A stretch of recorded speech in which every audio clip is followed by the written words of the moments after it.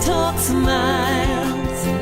We're here to listen, so talk for a while.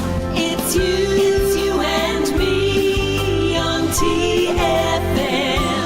Let's talk. Presenting TFM, the most happening music, the most important news, and most importantly, your views. The voice of Times of Oman, a Times of Oman radio station. TFM. Let's talk.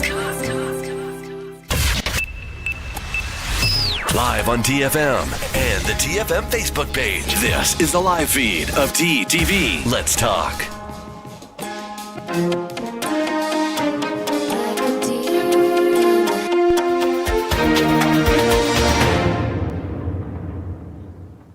Hello and welcome to the Midday Update. These are the breaking news stories.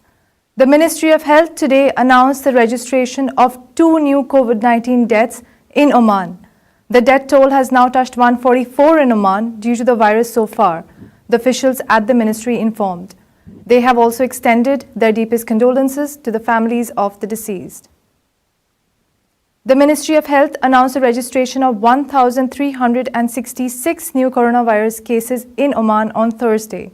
The total cases in the country has now touched 34,902, which includes 18,520 recoveries and 144 deaths, according to the Ministry of Health. The ministry has urged everyone to adhere to social distancing instructions issued by the Supreme Committee and the Ministry of Health, as well as staying at home and not going out unless necessary. Those were the breaking news stories. We'll take a short commercial break and we'll be right back, so stay tuned.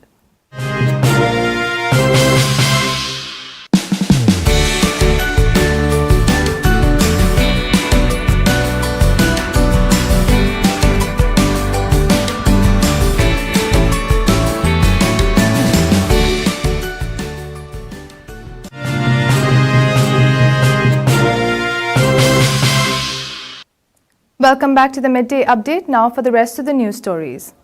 In compliance with government regulations, the Royal Opera House, Muscat, has reopened the doors of Opera Galleria. With new measures in place to meet the recommended guidelines to ensure the safety and well-being of visitors, staff, and the whole community, the Opera House is keen to reassure the public that every action is being taken to allow shoppers to return to Opera Galleria with confidence that their well-being is the top priority. The essential measures should encourage you to enjoy your shopping once more at the Opera Galleria, ROHM said in a statement. Car parking is available on the ground floor in front of the Opera Galleria with a monitored capacity of 50% to ensure that you are able to maintain safe distancing guidelines. Please be aware that currently guests under the age of 12 years or above the age of 60 years cannot visit the mall in line with government guidelines, ROHM added. Mall opening hours are 10 a.m. till 10 p.m. and a 2-hour limit to each visit will be imposed. Additionally, please note that the restaurants will be open for orders and delivery, while dining in the mall is prohibited until further notice. It is recommended that all visitors follow all advice updates from the government, mall and team members to ensure the safe enjoyment of the mall for everyone, the ROHM statement said. The Opera Galleria experience is designed to reflect the performances enjoyed at the Opera House in both quality and diversity. ROHM is delighted to be able to reopen so that the visitors can once again enjoy shopping. During this period of closure, we have been wholly focused on how we can reopen to ensure that you feel safe to come back to the mall and visit our exclusive shops again, the statement added. Dr. Ali bin Masood Al Sunaidi, Minister of Commerce and Industry, Board Chairman of Riyadh, issued a ministerial decision on Wednesday amending the classification of small and medium enterprises in accordance with their workforce and revenue.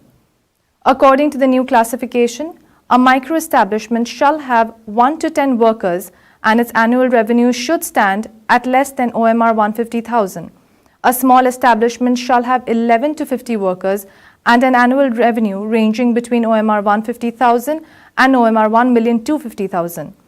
A medium establishment shall have 51 to 150 workers and an annual revenue ranging between OMR 1,250,000 and OMR 5 million. Earlier, the classification was as follows.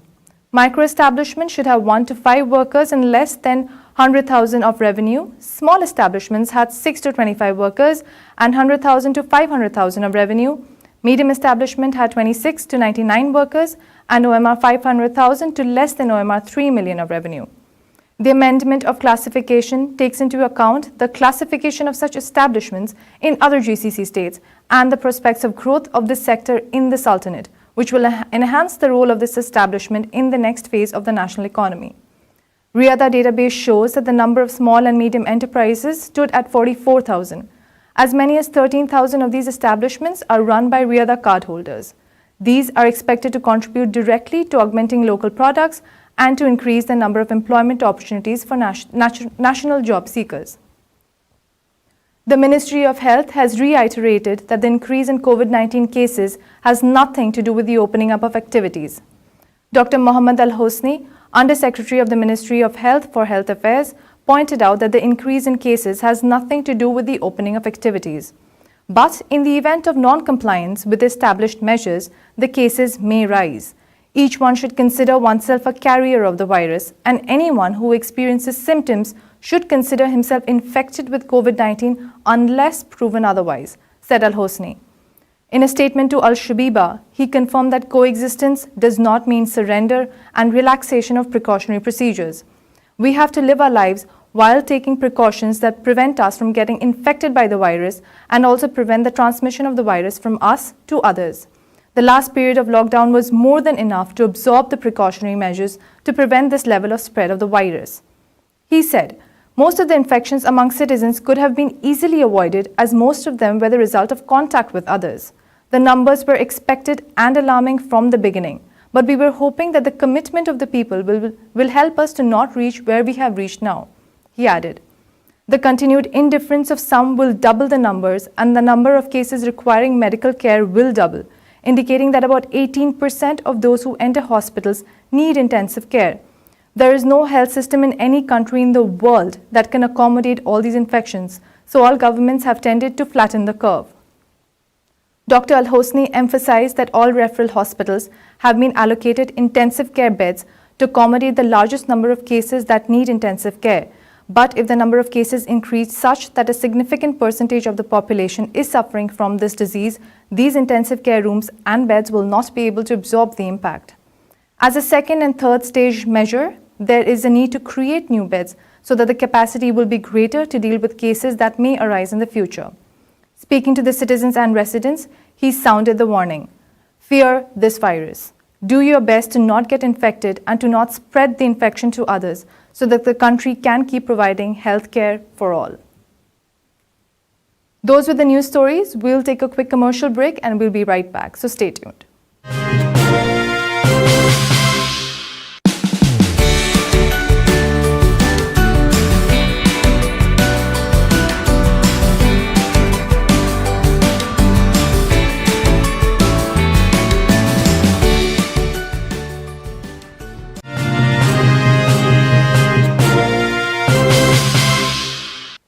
Welcome back to the Midday Update.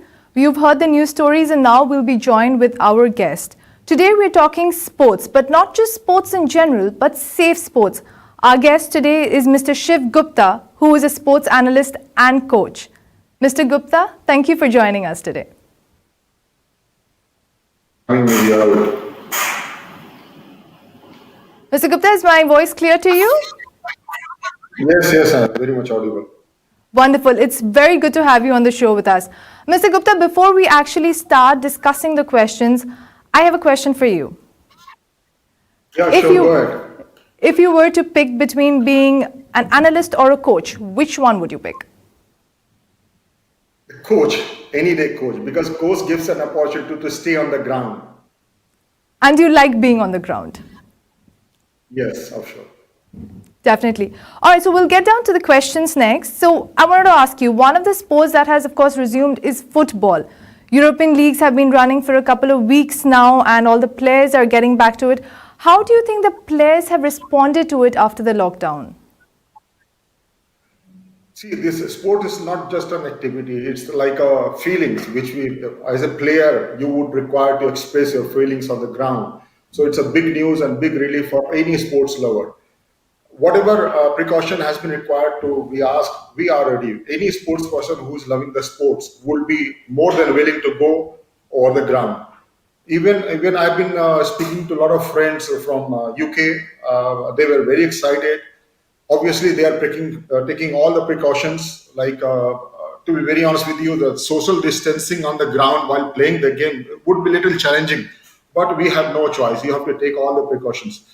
If you notice in Europe, the sports which has started, it is mostly the football, the Premier League has started without a crowd. There will be no crowd, there will be no audience. These are the precautions measure has been taken. All and even players has been asked to avoid sharing the bottle of water, the juices. They've been asked to avoid using the same napkins. These are the precautions has been taken. That's great. So those were from the players. Now, Mr. Gupta, a stadium is full of fans, but now when they're going to get back to it, they'll be missing this. Do you think this is going to have an impact on them? It will definitely. A player like if you're talking about the local county players, which we play the matches without having a lot of audience. For us, it is fine. But if you're talking about the international player who has been playing from ages with a huge number of crowd, like which are in thousands and thousands in the stadium cheering for you. Playing without audience means you will start having a feeling that you are playing a practice match or charity game, which may be which may cause in terms of feelings, you start feeling that you are not playing in front of the crowd. So the best thing is to keep yourself telling that yes, this is also a part of routine. It is a part of your game, and you have to be charged. You have to be enthusiastic, good enough to perform as a proper game. Absolutely, definitely. Recently, one of the star players, Mr. Novak Djokovic, tested positive for COVID-19. How has this news floated amongst the other players? How have they reacted to this?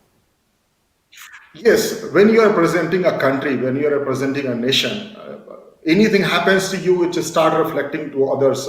This is very important. And unfortunately, this gentleman has not taken the necessary precaution. He was traveling in the train without maintaining the social distancing. He also given the statement saying that if vaccination of corona comes, he would avoid taking the vaccination. When an international figure is giving this kind of statement, this also creates a kind of negativity. He has attended a private function where he was sharing the stage with a lot of others. He was, in fact, there was news floating that he has attended a nightclub with a lot of others. So this has a chance of getting infection at this point of time. He should have avoided definitely going in public, touching people. These are the close contacts which he should have avoided. This news definitely is not good, especially for US Open, which is has to be decided to start. It is basically third week of August. This news will definitely going to make a negative impact on the tennis players, and somewhere down the line it will also start having affection on the other players. If you notice, we have for all the cricket lovers, it is a positive news are coming up, where England and West Indies tour is on. Already there is warm-up games are playing today, and there are 3 test matches is on from 8 July. And after that, Pakistan has also confirmed touring to England. So these are the positive news are coming up. Definitely. So cricket, but again, without the audience as we discussed. So again, I'm going to go back to my previous question about the audience, because I really think they play a huge impact, when you have the home advantage. Mr. Gupta, tell me, do you think they will eventually get used to this, or this is an element that they'll have to deal with and this will somehow hinder their performance? It will definitely. It will. In our routine lifestyle, we started living with COVID. We started coming to offices. We have started going out with a lot of precautions and care, and that will have been a case in the sports as well. Yes, definitely. First few days will be very challenging, very difficult to play a match without. As a sportsman, when you are succeeded, I'm talking about as a cricket person. When you take a wicket as a bowler, you have kind of internal feelings. You can't control yourself of hugging your co-players. You go and clap with them. You celebrate, you enjoy.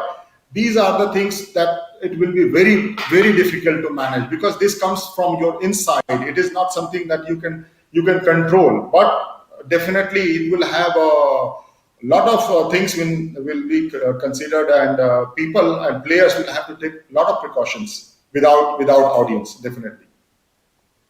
Absolutely, I agree. So, Mr. Gupta, you were telling me that cricket is going to start. Football's, of course, started. What other sports do you think is safe to continue? If you talk about the safe sports, you can always say that those sports which does not require a lot of audience to be placed in the stadium, and those sports which has where you can control your emotions. For example, if you see the tennis game, people will be seated with the jackets and coats. If you see the Wimbledon and all, people even express the feelings with the full control over the emotions. But if you see the football games, people go crazy, people go mad. If your team attempt a goal to your opposition team, it is very, very difficult to control your emotions. People start hugging each other, celebrating. So definitely, this is something that we all need to think, and we all need to consider. And when you talk about a number of games, golf is a game where you do not require a lot of people to play at the same time and within the same range. So maintaining the social distancing, golf is the ideal game. And you can say others, tennis, not so many players will be playing at the same time.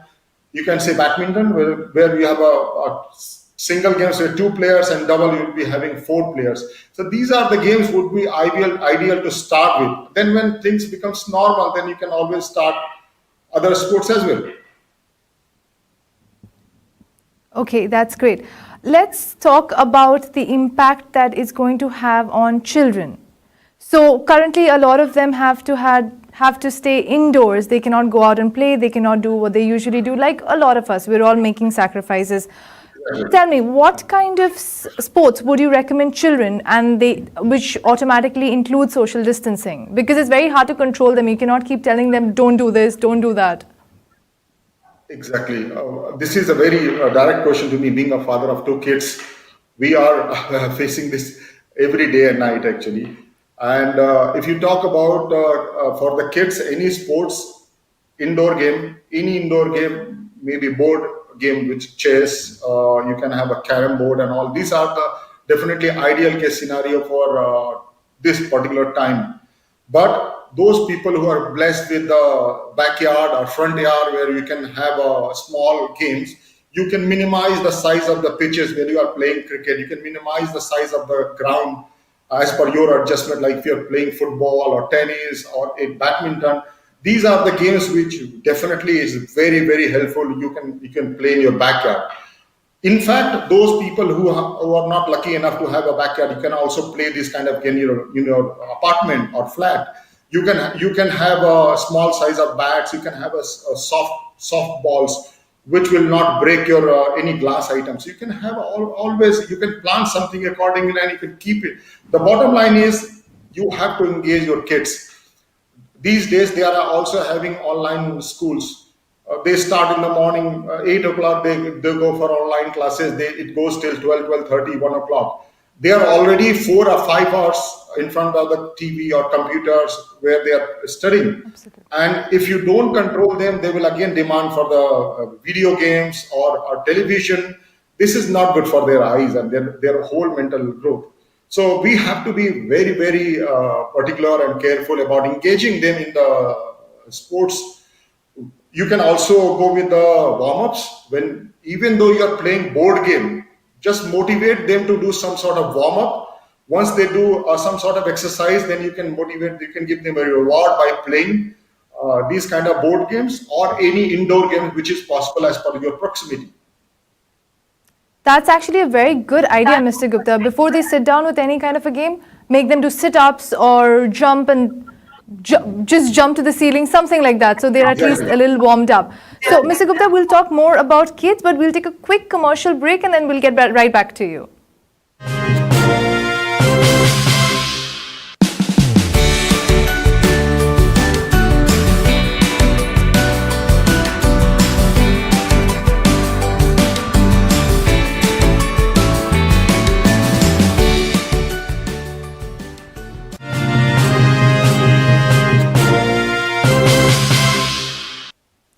Welcome back. We have with us Mr. Shiv Gupta, and we've been just talking about safe sports.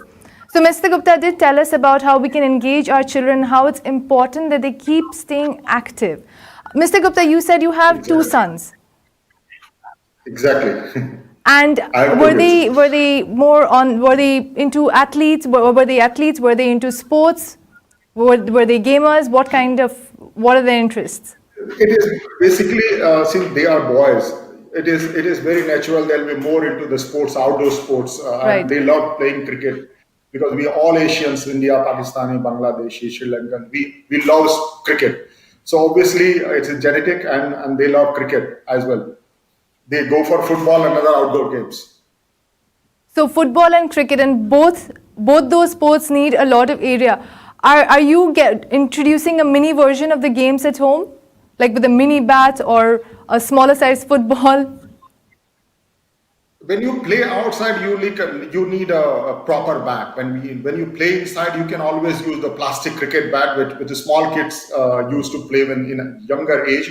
You can use. In fact, I personally go along and use the smaller bats, and instead of using the proper hard cricket ball, we go with the small soft balls. Even within the bedroom, within the dining room, in any small area, you can create kind of environment. You can minimize the pitches. You can visualize them that this is the pavilion, this is the stadium. You can create, and the best way to do it, you can play a game on your television, and you can tell them that let's copy what they are doing. We will copy, so they get motivated, they get excited. With them, with the kids, it is very very critical to deal with. You need to press the right spot, right button, the right time. Once you are done, once you are convinced, then obviously.